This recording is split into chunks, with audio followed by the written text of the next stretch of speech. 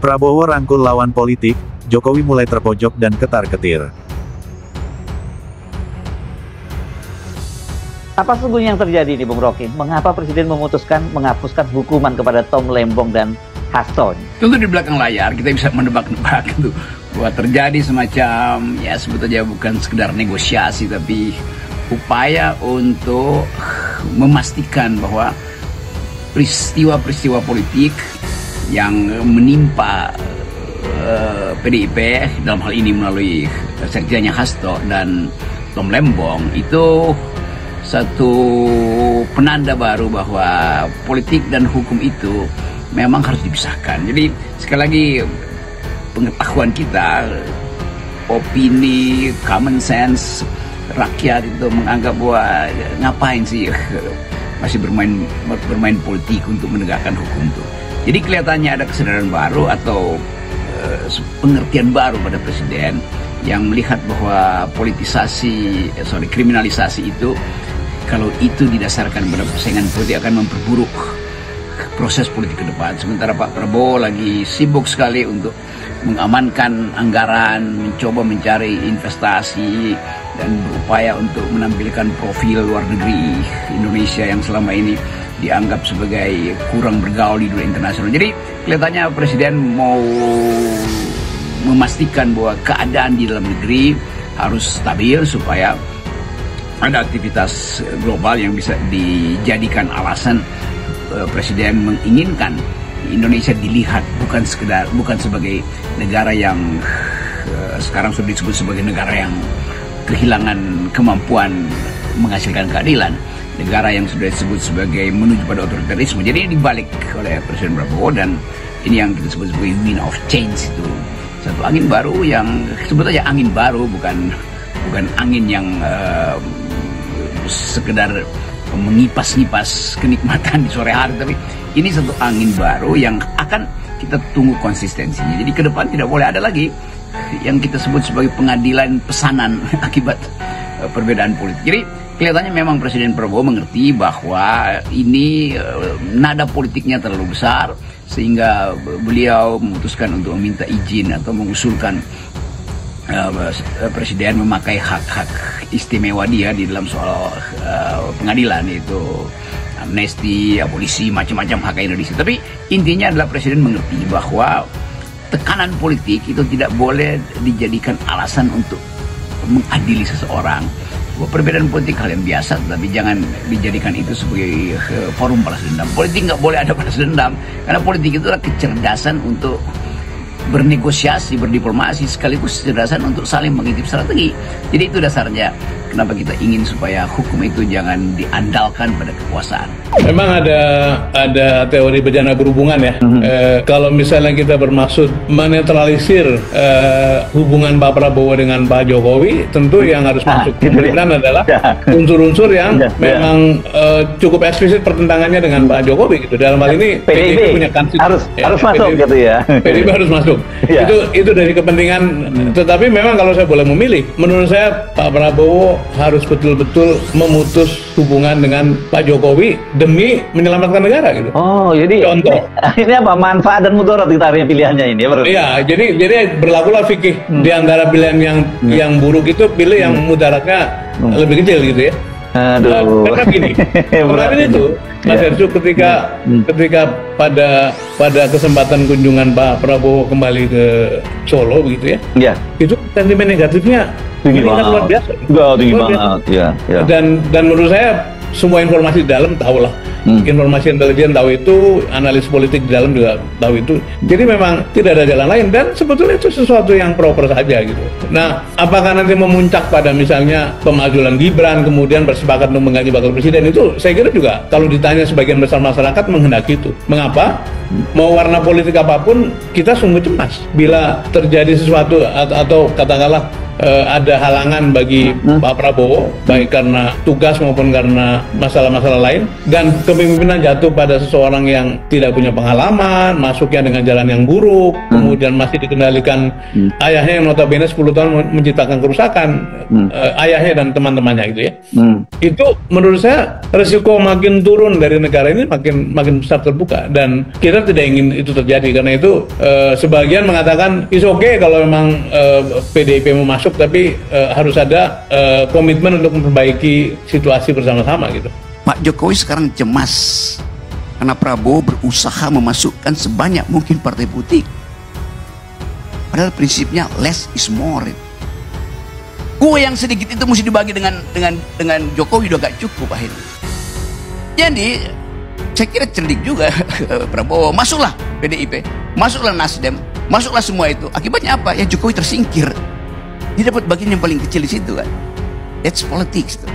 Tapi buat kita bukan itu politik. Politik adalah upaya untuk mengembalikan moral, the morality of the public. Dan itu yang tidak mungkin kita peroleh hari ini. Jadi oke, selebihnya mungkin kalau ada persoalannya, kita anggap aja bahwa akan ada banyak guncangan. Ada yang bergembira karena ini malam pengantin demokrasi, tapi ada yang menganggap bahwa ini guncangan pertama pada kursi kekuasaan. Itu dasarnya kan. Kalau dia ditarget, siapa yang menarget kan gitu? Iya. Yang menarget pasti adalah Jokowi. Anda berani Atasan dari- memastikan itu ya? Iya, atasan kejaksaan dong. Kalau ada yang ditarget, nggak mungkin kejaksaan bermain sendiri. Tidak mungkin. Kejaksaan di bawah siapa? Di bawah presiden. Sprinting 2023 sudah keluar. Mau Di dikeluarkan. masa Presiden Masa Presiden Jokowi. 8 Oktober pemeriksaan pertama sudah masih Jokowi. Kalau di sini memang terjadi dan ada target, pasti itu adalah Jokowi. Nah, sekarang pertanyaannya adalah, kalau memang Jokowi, apa motifnya? Jokowi yang mengetahui persis kapasitas Tom Lembong. Dia yang menulis speech dari Jokowi di forum di internasional forum ya? internasional itu. Dan mungkin lebih dari Yang sekali gitu. itu ya? Dan kalau dia dikombinasikan dengan Anies, mungkin ini adalah satu kekuatan yang ditakuti oleh Jokowi. Anies ditakuti oleh Jokowi, dan kombinasi dengan Tom Lembong akan ditakuti untuk 2029. Jadi Jokowi itu udah berpikir 2029, makanya Gibran itu kan sudah dipasang sejak awal jadi wakil presiden. Sebenarnya Jadi target besarnya harapannya 2029. 2029. Jadi harapannya adalah Prabowo itu akan berhentilah di 2029. Ini artinya sekarang ini secara terbuka sebenarnya Pak Prabowo ya sudah mulai bertumpang jalan dengan Pak Jokowi. Ya tentu dengan mudah, dengan akal sehat terutama, kita bisa pastikan bahwa akan ada konsolidasi dari pihak Presiden Jokowi. Tetapi kelihatannya itu semacam ya geng Solo ini menggeliat doang itu, karena faktanya kekuasaan sudah terkonsolidasi melalui dibebaskannya Hasto dan Tom Lembong yang secara gampang orang anggap itu direkayasa kasusnya, dan itu karena dendam politik dari Presiden Jokowi. Jadi sekali lagi kita lihat satu era, sebut aja era, bukan era baru tapi era yang bisa memberi harapan bahwa kasus-kasus politik tidak akan lagi dipidana di era pemerintahan Presiden Prabowo, dan itu berita yang bagus. Jadi sekali lagi kita mulai melihat bagaimana posisi Presiden Jokowi pada akhirnya makin lama makin lemah, bukan karena dilemahkan oleh kalkulasi politik, tapi dilemahkan oleh semacam perangai beliau yang tetap ingin cawe-cawe. Jadi kelihatannya memang ada semacam kesadaran politik dari publik untuk menekan, dan tekanan itu pasti akan berlanjut pada isu suku Papa, pada isu jasa palsu itu. Jadi mungkin sebagian orang merasa ini tukar tambah supaya jasa palsu juga berhenti, supaya Fufa berhenti. Enggak, itu lain lagi soalnya, karena isu Fufa dan isu jasa palsu itu adalah isu publik yang sudah menetap, yang terkait dengan pengetahuan yang tak mungkin disebutkan, atau semacam insight yang ada di benak masyarakat Indonesia bahwa Presiden Jokowi memang berperangai politik pembohong. Jadi itu yang terjadi. Jadi sekali lagi kesempatan ini juga mungkin sebaiknya dipakai oleh Pak Jokowi untuk mengendapkan peristiwa pembebasan Tom Lembong dan Hasto yang adalah musuh politiknya, supaya beliau bisa, ya saya nggak mau pakai istilah bertobat, tapi beliau mengerti bahwa kekuasaan udah tidak ada pada beliau. Jadi ambisi beliau itu hentikan saja tuh. Jadi ambisi untuk mendorong dinastinya berkuasa terus itu kan bertentangan dengan akal sehat tuh, dan logika publik itu jauh banget sih. Kenapa 2 periode itu tidak cukup? Kenapa mesti bangun dinasti? Dan dinasti itu adalah sesuatu yang melanggar etik demokrasi. Jadi sekali lagi kita coba baca keputusan Presiden Prabowo untuk memberi amnesti atau memberi abolisi atau memberi penghapusan hukuman pada Tom Lembong dan Pak Hasto. Itu bukan semacam orang akan anggap wah berarti Jokowi kalah. Bukan, itu kita mesti melihat dari sisi pengertian Prabowo terhadap penegakan hukum. Kan itu aja dasarnya, bukan untuk sekedar mengirim sinyal bahwa PDIP dan Prabowo akan berhadapan dengan Jokowi. Enggak, justru sebaliknya, bahwa kita mengerti bahwa Presiden Prabowo bisa memisahkan antara tekanan politik dan penegakan hukum itu. Jadi urusan Prabowo dengan Jokowi itu urusan lain lagi itu. Tapi sekali lagi sinyal itu akan mempengaruhi psikologi Jokowi. Jadi apalagi kalau Megawati mengatakan kami mendukung pemerintahan Pak Prabowo, tentu di dalamnya ada tanda kurung pemerintahan Prabowo, ya, bukan pemerintahan Prabowo Gibran. Walaupun secara administrasi memang itu pemerintahan Prabowo Gibran, tetapi kita mesti lihat dari segi uraian politik yang selama ini dijelaskan oleh Ibu Mega bahwa dinasti Jokowi itu sudah bukan bagian dari kepentingan politik PDIP itu, karena mereka sudah dipecat dari partai. Ya, saya kira itu yang bisa kita sebutkan hari ini, bahwa ada era baru, yaitu era dimulainya keotentikan kepemimpinan Presiden Prabowo. Semoga itu berlanjut terus. Ketua Komisi Kejaksaan keceplosan. Bahwa kenapa kemudian Tom Lembong dulu, barriernya ini begitu banyak. Hambatannya, ya, termasuk kemudian, ya, ini begitu banyak. Ketika kemudian diusut semuanya, mungkin harapan kita juga sama. Ketika diusut semuanya, maka ini akan clear bahwa ini tidak ada kriminalisasi, tidak ada politisasi segala macam.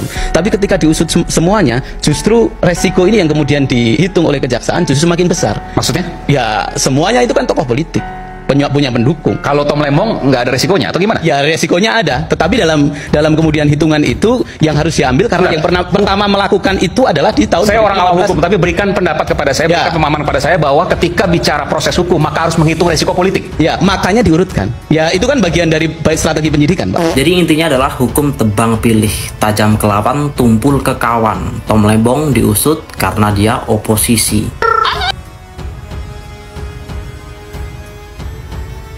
Presiden Prabowo Subianto lebih mengedepankan persatuan dan kesatuan bangsa ketimbang perpecahan antar kelompok dan golongan. Direktur Pusat Riset Politik, Hukum, dan Kebijakan Indonesia PRPHKI, Saiful Anam, menilai, dengan diberikannya amnesti untuk Hasto Kristianto dan abolisi untuk Thomas Trikasih Lembong alias Tom oleh Prabowo pada Jumat, tanggal 1 Agustus tahun 2025, jelas memperlihatkan bahwa Prabowo sangat terbuka bagi lawan-lawan politiknya, termasuk yang berada di luar pemerintahan sekalipun. Menurut Saiful Anam, keterbukaan Prabowo Subianto terhadap lawan-lawan politiknya ini membuat Presiden ke-7 Joko Widodo alias Jokowi mulai terpojok dan ketar-ketir. Berulang kali Prabowo menyatakan bahwa 1000 teman terlalu sedikit, 1 musuh terlalu banyak, artinya ia tidak ingin membuat kegaduhan dengan mempergunakan sarana hukum untuk membunuh lawan-lawan politiknya, kata Saiful kepada RMOL, Senin, tanggal 4 Agustus tahun 2025. Ada sinyal bahwa Prabowo mulai menjauh dari Jokowi dan mulai merangkul lawan-lawan politik Jokowi. Prabowo bisa jadi merasa resisten dengan berbagai macam cara yang telah diambil pada saat Jokowi berkuasa. Prabowo tahu bahwa perbedaan pendapat hal yang biasa, dan hukum tidak dapat dijadikan alat untuk membungkam lawan-lawan politiknya, terang Saiful. Akademisi Universitas Shahid Jakarta ini melihat, langkah yang dilakukan Prabowo berbeda dengan langkah politik Jokowi yang seakan hukum dijadikan sarana untuk membungkam lawan politik. Prabowo saya kira sudah tepat memberikan amnesti dan abolisi baik kepada Tom Lembong dan Hasto Kristianto. Meskipun Prabowo terkesan sebagai tukang pencuci piring sisa-sisa kebijakan Jokowi, namun hal tersebut menurut saya baik demi bangsa, tutur Saiful. Tentu dengan adanya kebijakan tersebut Jokowi mulai terpojok dan ketar-ketir, karena bisa jadi Jokowi bukan lagi rekan politik strategis bagi Prabowo untuk tahun politik berikutnya, dan sangat mungkin justru Prabowo lebih memilih menggandeng PDIP sebagai parpol pemenang pemilu 2024 ketimbang Jokowi yang belum jelas politik parpolnya, pungkas Saiful.